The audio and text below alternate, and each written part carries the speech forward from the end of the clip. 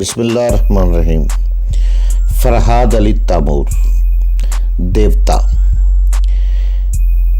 ایک بہت ہی اچھا داستان، ایک ایسے نوجوان کی کہانی جس کی صلاحیتوں نے دنیا بھر کے طاقتور ملکوں اور انسانوں کو دھول چٹا دی۔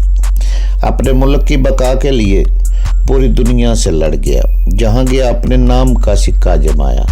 جسے بچپن میں نہ ماں کا پیار ملا نہ باپ کا، جو ماں کی گود کو ترستا رہا، جسے نفرت ہی نفرت ملی۔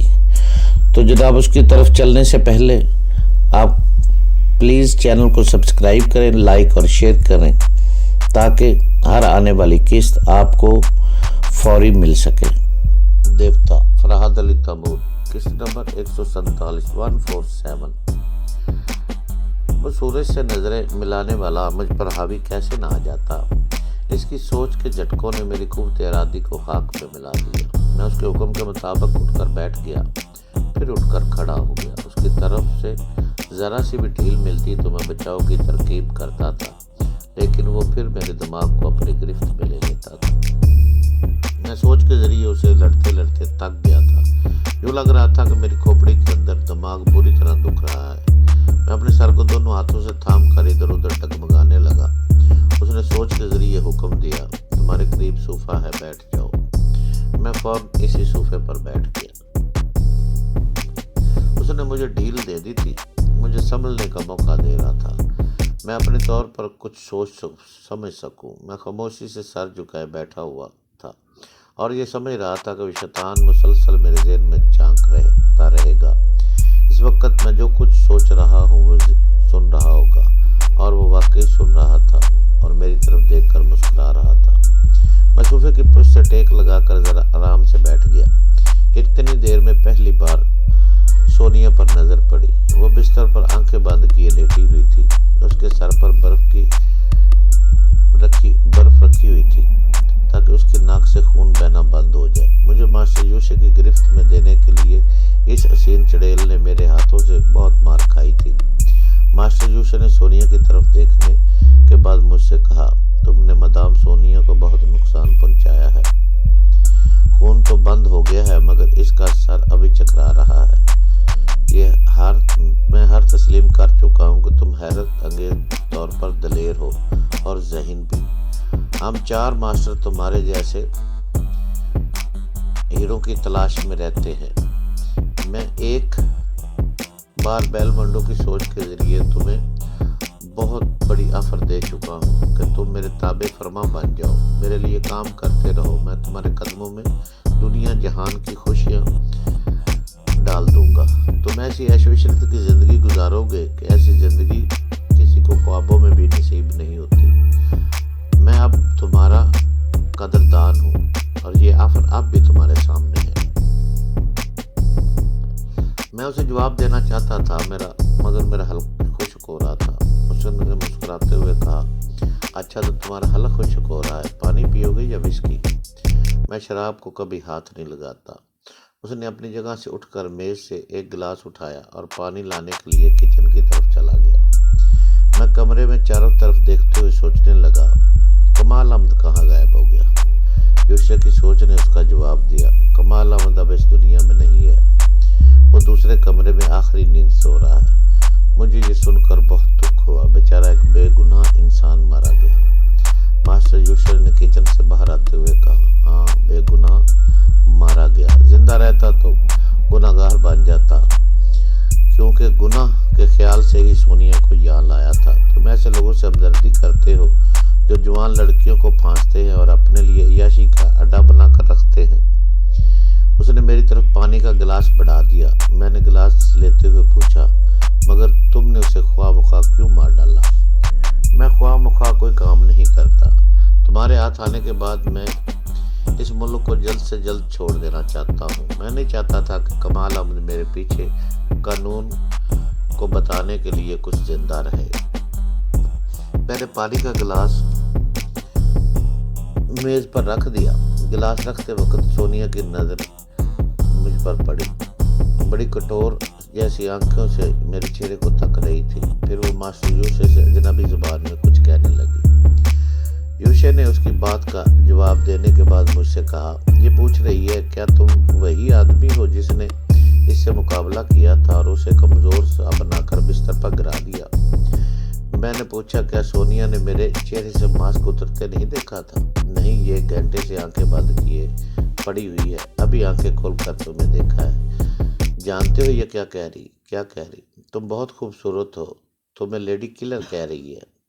میں اپنی تعریف سن کر خوش نہیں ہوا، اس لیے کہ میں خود اپنے بارے میں سمجھتا تھا کہ میں کیا ہوں۔ بہت زیادہ خوش فہمی میں مبتلا رہنے والا ہمیشہ فریب کھا جاتا ہے۔ ماسٹر یوشے نے کہا، تمہارے اندر بہت سی خصوصیات ہیں، سونیا غلط نہیں کہہ رہی ہے، تم اپنی صورت و شکل، قد و قدامت کے لحاظ سے لیڈی کلر ہی ہو۔ تمہارے حافظہ، تمہاری صحت، تم سب کچھ ہمارے بہت کام آئے گا۔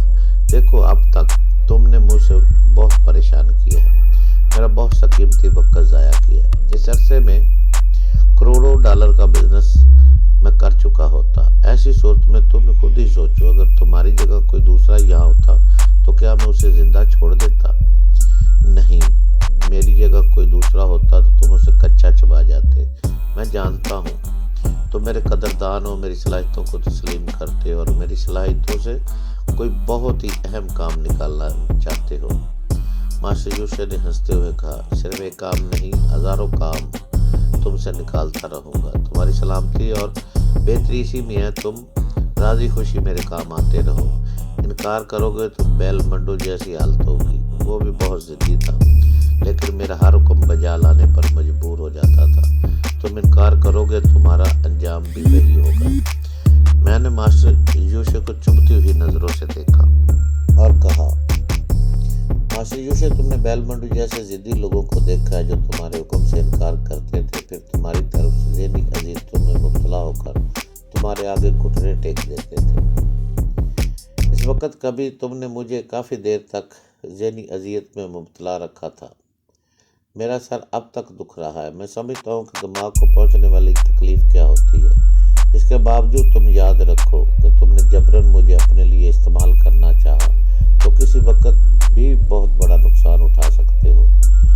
میں ابھی انکار نہیں کروں گا، تمہارے ہر حکم کی تعمیل کروں گا، لیکن کوئی ایسا لمحہ ضرور آئے گا جب میں ترک کی چال چل سکوں گا۔ ماسٹر یوشے میری باتوں کو بڑی توجہ سے سن رہا تھا۔ اس کی آنکھیں سکڑ گئی تھی، وہ گہری سوچ میں ڈوب گئی تھی۔ میں سوچ کے ذریعے سمجھ گیا وہ میری باتوں کی صداقت کو تسلیم کر رہا ہے اور اچھی طرح سمجھ رہا ہے۔ میں ایسا آدمی ہوں جس سے جبراً کوئی حکم منوایا نہیں جا سکتا۔ اگر مجھ سے کوئی کام نکالے گا تو دوستانہ انداز میں ہی نکال سکتا ہے، ورنہ اب تک میری صلاحیتوں کو آزماتا آیا ہے، بلکہ میری صلاحیتوں سے دہشت زدہ ہوتا ہے۔ اس لیے وہ سمجھ رہا تھا کہ میں بیل منڈو جیسے لوگوں سے مختلف ہوں۔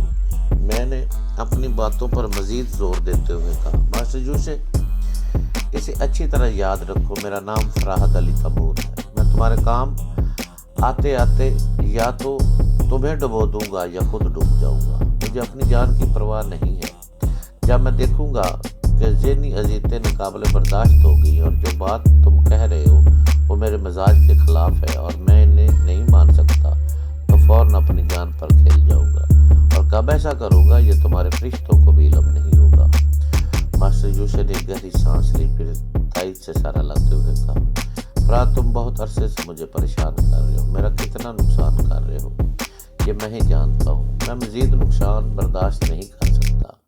باقی ماسٹروں کا حکم ہے کہ تمہیں زندہ رکھا جائے اور اپنے مقاصد کے لیے استعمال کیا جائے، ورنہ میں تمہیں ابھی اسی جگہ ہمیشہ کے لیے ختم کر دیتا۔ میں یہ بھی سمجھتا ہوں کہ تم کتنے خطرناک ہو، کس وقت کون سا پینترا بدلو گے یہ پہلے سے سمجھ میں نہیں آتا، لہذا میں دوستانہ انداز میں تم سے کہتا ہوں کہ ہمارے گروہ میں شامل ہو جاؤ۔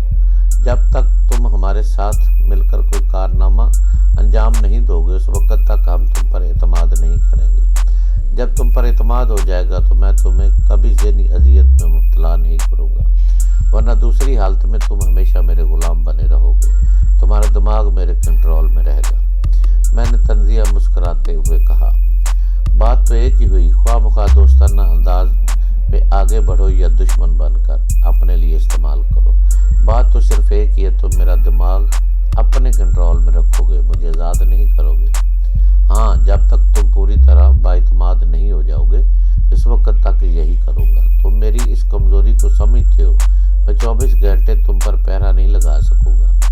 کبھی مجھے سونے کے لیے یا کبھی دوسرے معاملات میں الجھنے کے لیے تم سے غافل ہونا پڑے گا۔ ایسے وقت تم بہت کچھ کر سکتے ہو۔ میں نے اور دوسرے ماسٹروں نے خوب سوچ سمجھ کر پلاننگ کی ہے۔ جب تم ہاتھ آ جاؤ گے تو تمہیں کس طرح قابو میں رکھا جائے گا۔ میری عدم موجودگی میں باقی تینوں ماسٹر تمہیں کنٹرول کریں گے، مگر 2 ماسٹروں کے ذہن کو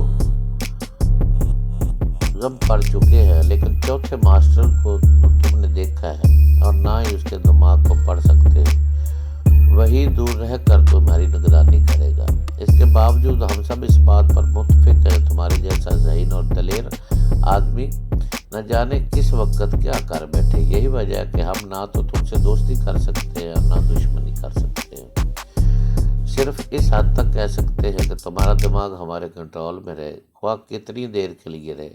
اگر تم ہمارا لمبا ساتھ دینا چاہتے ہو تو ہم سے تعاون کرتے رہو۔ اگر تمہاری کچھ شرطیں ہو تو ہم تمہاری دوستی کے لیے ان شرطوں کو بھی قبول کر لیں گے۔